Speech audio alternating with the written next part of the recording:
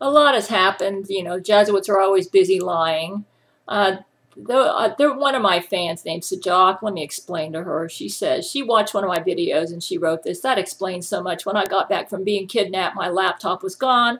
I had it repaired and I looked all over the house for it and then found it in the basement in a grocery bag, like very well hidden way in the back of my basement. I was outraged. She said, Gail, I don't mean to intrude, but could I perhaps maybe have a Skype session with you? I would love to have a conversation with you sometime. If you're too busy, I'll understand. I said, try writing my man at Gail Chord Schuler at gmail.com. So sorry to hear that the Jesuits captured you. That's awful. She said, okay, I'll write to them. Thank you. Yes, it was quite an awful ordeal. They raped me 47 times and tortured me. I'm not sure why, but they kept telling me to confess how I was related to you. I told them I wasn't. I never even met my real dad, and I'm sure my mother would have told me if I was related to you. And they let's see what else she says here. Here's some more stuff she said. I said, you definitely need to contact my men at gailcordschuler at gmail.com. I believe you because what you are saying lines up perfectly with what I know about Jesuits. I'm sure my men will hunt down those Jesuits and have them executed. She said, I will contact them right away, Gail. It would be wonderful if their A-team would help me. I'm so terrified the Jesuits will come back and I don't dare to call the police because I suspect they're in on it. She said, in case anybody's wondering where I was, I'd been captured by the Jesuits for 5 days, asking me all sorts of questions.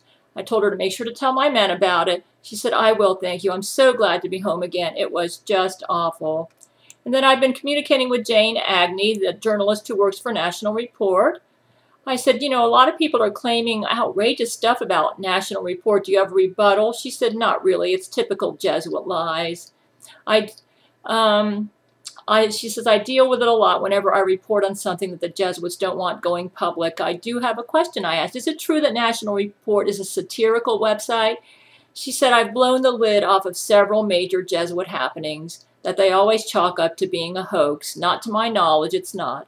I was hired to report truthful things, though I can't speak for the other authors on there. There are over 20 journalists on the site. Okay, so I just wanted to stick up for Jane a little bit. I believe she's real. She said, if I was ever to find out that I had been unknowingly hired to work for a satire site, I would quit immediately. And she said, considering the Jesuits' ability to sway public opinion using their fake internet, it's already difficult enough to get the truth out as it is. Okay, so this is what Jane says. Take a look at this Burmese python. You know, I didn't even realize that we had a big problem with Burmese pythons in Florida until Brent Skyped me in June and said that this was why they couldn't send ground troops into Florida to deal with Rick Scott at that time, who was under Jesuit brain control because he had a yeast infection in his brain. I believe we got him fixed now. But you know how these Burmese pythons are getting in Florida? Jesuit kids are releasing them. They're getting them as pets and then releasing them out into the wild. These Jesuits, I tell you.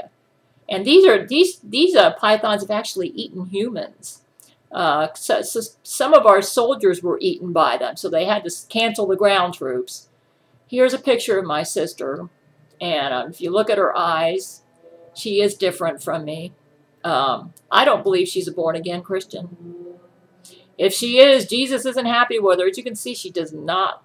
My men tell me she's very controlling and she likes to boss people around. And unfortunately, because she did write a lying statement about me, which she gave to my mother, and I could tell by looking at it that my mother didn't write it, because my mother's English is not that good. So it's obvious somebody wrote it for her.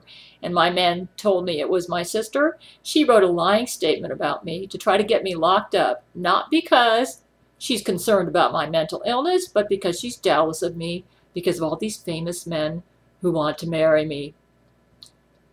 Actually, it's kind of ironic because, you know, the Jesuits are claiming I like all the attention, but back in the 1990s, I was very secretive about it because I was trying to protect Brent.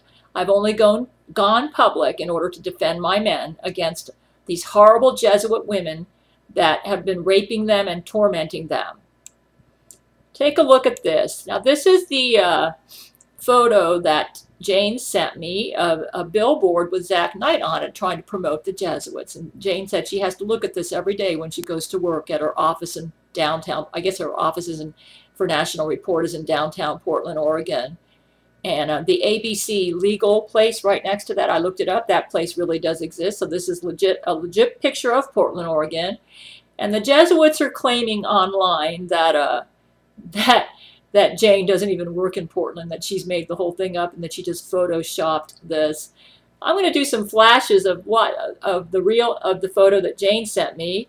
And here's, to prove their point, the Jesuits created this picture here. This is obviously a Photoshop. I personally do not believe that what Jane sent me was a Photoshop. This one, the 715 one here, that looks Photoshop. The Jesuits created this to try to make their point that what Jane put up there of Zach Knight was Photoshop. But no. Kind of compare these side by side. Take a look, man. You can tell which one's Photoshopped and which one isn't. Okay, it's pretty obvious. It's pretty obvious. Okay, and as far as Jane, I think she does live in Portland because she reported to me that she said it's terrible. She says the Jesuits practically own Portland, Oregon. She says about 98% of the people in Portland are Jesuits. Here's a picture of I'd say like within the past year of Portland, Oregon. Yeah, these look like Jesuits. I think she's telling the truth. I think she does live there. She said she had to drink their tap water and it made her sick. And she found out from her boyfriend who worked for the police department who brought it into forensic lab. And then they ended up executing her boyfriend because he reported on the police. And the police were Jesuits apparently. So yeah, I think she's telling the truth. I think she does live there. She said she likes her job at National Report because she doesn't have to stay in Portland and she gets to travel all over the country. So she gets to have an unadulterated shower in places where there isn't semen in the tap water. I believe she's telling the truth. I've had a lot of experience dealing with Jesuits. Take a look at this. Here's a Photoshop for you. This is pretty obvious it's Photoshopped. You can see that Brent Spiner was overlaid onto the background, and then Loree McBride was overlaid onto Brent Spiner. Talk about Photoshop. Let's call the kettle black here, Jesuits. You're going to accuse my friend Jane Agnew of Photoshop? But probably it's because that's what you do. The Jesuits have problems getting photos of Brent and Loree together, especially after the 1990s. When he broke his contract with Paramount to appear with her in public lest he lose his job. At that time, Paramount was run by Jesuits that were working with Loree McBride, but he's not under that contract anymore. He got out of it. He proved that she's a murderer and a liar, and a psychopath. So yeah, here's Photoshop for you. Look at that, man. That's Photoshop. Take a look at this one here. There's another Photoshop. This one's so obvious, you'd almost have to be a dunce not to be able to tell. It's obvious this is a Brent overlay on top of Loree McBride. You say, why are they doing this? Well, they can't get pictures of Brent and Loree together, but they've got to post something publicly to make it appear like she's really his wife, so they have to create lying photographs. That's what they do. Because he doesn't like her, so he doesn't appear with her. Especially recently. Here's another Photoshop. I actually saw a photo of Brent and Loree online where Brent was looking at Loree like he couldn't stand her. This was 1996. And this was right after she tried to rape Franco Nero. All of those photos have disappeared from the internet. I've been looking for them everywhere. I wish I could find them. And he looked at her like she was a viper. Here's the Matthew McConaughey clone. I know Matthew McConaughey. This is the clone, that sort of an arrogant, uppity look. This was taken in July 2014. The clone was apparently celebrating because he thought that the Jesuits would finally kill off the real Matthew McConaughey and he could parade around as the clone and I guess go off with all of Matthew's money and, you know, continue the fake stuff about Camila being Matthew's wife. So she got all three of her babies with Matthew through gun bombs. You know, not gun bombs, bombs on his chest. It seems hard to believe, but these Jesuits are psychopaths. And I made some videos about psychopaths, okay? Yeah, he's celebrating. He's probably not too happy, though, that here's another one taken in July 2014. Obviously the clone. Matthew wouldn't have a big smile like this in July 2014. He was there at Church of Gail suffering with my men having all that penis problem. Listen to my earlier video about that.